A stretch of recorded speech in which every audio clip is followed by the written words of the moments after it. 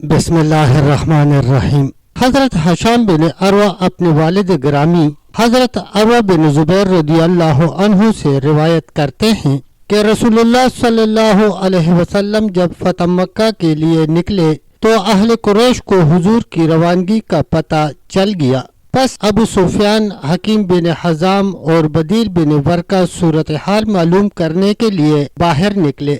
جب یہ لوگ چلتے چلتے مرا ازہران کے مقام تک پہنچے تو دیکھا کہ وہاں اتنی کثرت سے آگ جلائی جا رہی ہے جیسے عرفہ کے دن جلائی جاتی ہے۔ ابو سفیان نے کہا، یہ کیا ہے؟ یہ تو عرفہ کے دن جیسی آگ معلوم ہوتی ہے۔ بدیل بن ورقہ نے کہا، یہ آگ قبیلہ بنی عمرو نے جلا رکھی ہوگی۔ ابو سفیان نے کہا، بنو عمرو کی تعداد تو اس سے بہت کم ہے۔ اسی دوران انہیں رسول اللہ صلی اللہ علیہ وسلم کے محافظ دستوں نے دیکھ لیا اور انہیں گرفتار کر کے حضور پاک صلی اللہ علیہ وسلم کی خدمت میں لے کر حاضر ہوئے۔ ابو سفیان نے جب رسول اللہ صلی اللہ علیہ وسلم سے ملاقات کی تو چونکہ وہ اسلام کی شان و شوکت اور اس کی اچھی تعلیمات سے متاثر ہو چکے تھے اور اسلام کے غالب ہونے کا اپنی آنکھوں سے مشاہدہ کر رہے تھے، اس لیے حضور اکرم صلی اللہ علیہ وسلم سے ملاقات کرنے کے بعد انہیں اسلام قبول کرنے میں دیر نہ لگی۔ رسول اللہ صلی اللہ علیہ وسلم نے حضرت عبداللہ بن عباس سے فرمایا کہ ابو سفیان کو لے جا کر ایسی جگہ کھڑا کرو جہاں سے گزرنے والے اسلامی لشکر کے ہر دستے کا مشاہدہ کر سکے۔ جب ابو سفیان کے سامنے سے ایک دستہ گزرا تو انہوں نے حضرت عباس سے پوچھا، یہ کون سی جماعت ہے؟ جواب دیا، یہ قبیلہ غفار کے لوگ ہیں۔ حضرت ابو سفیان کہنے لگے کہ میری قبیلہ غفار سے تو کوئی لڑائی نہ تھی، پھر یہ لوگ یہاں کیوں آئے ہیں؟ پھر قبیلہ جہینہ کا گزر ہوا تو ایسے ہی کہنے لگے، یہ قبیلہ جہینہ کے لوگ کیوں آئے ہیں؟ ان سے تو ہمارا کوئی جھگڑا نہ تھا۔ پھر قبیلہ سعد بن حزیم اور اس کے بعد بنو سلیم کا لشکر گزرا تو اس کو دیکھ کر بھی ابو سفیان ایسے ہی کہنے لگے۔ اس کے بعد پھر ایک عظیم لشکر کا دستہ گزرا کہ اس سے پہلے ایسا کوئی دستہ نہیں گزرا تھا۔ حضرت ابو سفیان نے پوچھا، اے عباس، یہ کون لوگ ہیں؟ انہوں نے جواب دیا، یہ انصار ہیں اور ان کے امیر حضرت سعد بن عبادہ ہیں جن کے ہاتھ میں اسلامی جھنڈا ہے۔ امیر لشکر حضرت سعد بن عبادہ جب ابو سفیان کے پاس سے گزرے تو کہنے لگے، آج کا دن قتل عام کا دن ہے، آج تو کعبہ کی حرمت بھی حلال ہو جائے گی۔ حضرت ابو سفیان نے کہا، اے عباس، آج تو خوب تباہی کا دن آیا ہے۔ پھر ایک چھوٹا سا دستہ آیا جس میں خود رسول پاک صلی اللہ علیہ وسلم تھے اور ان کے ساتھ مہاجرین کی جماعت تھی۔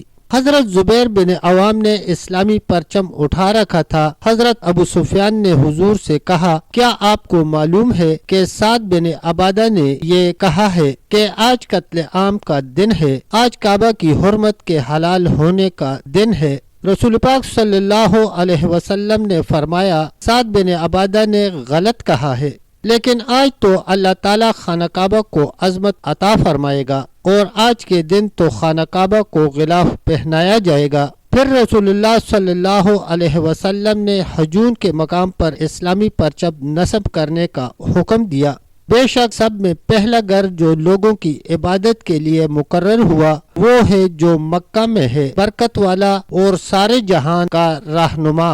اس میں کھلی نشانیاں ہیں، ابراہیم علیہ السلام کے کھڑے ہونے کی جگہ، اور جو اس میں آئے امان میں ہو، اور اللہ کے لیے لوگوں پر اس گھر کا حج کرنا ہے جو اس تک چل سکے۔ حضرت عبداللہ بن عباس رضی اللہ عنہما روایت کرتے ہیں کہ جب رسول اللہ صلی اللہ علیہ وسلم مکہ مکرمہ میں تشریف لائے تو آپ نے بیت اللہ کے اندر جانے سے انکار کر دیا کیونکہ اس میں معبودان باطلہ موجود تھے۔ آپ نے ان سب کو نکالنے کا حکم صادر فرمایا۔ لوگوں نے حضرت ابراہیم علیہ السلام اور حضرت اسماعیل علیہ السلام کی تصویریں نکال دی، ان کے ہاتھوں میں پانسے کے تیر تھے۔ رسول پاک صلی اللہ علیہ وسلم نے فرمایا، اللہ تعالیٰ مشرکین کو مار ڈالے۔ سنو، قسم خدا کی، یہ جانتے ہیں کہ ان دونوں حضرات نے ان تیروں سے کبھی فال نہیں نکالی ہے۔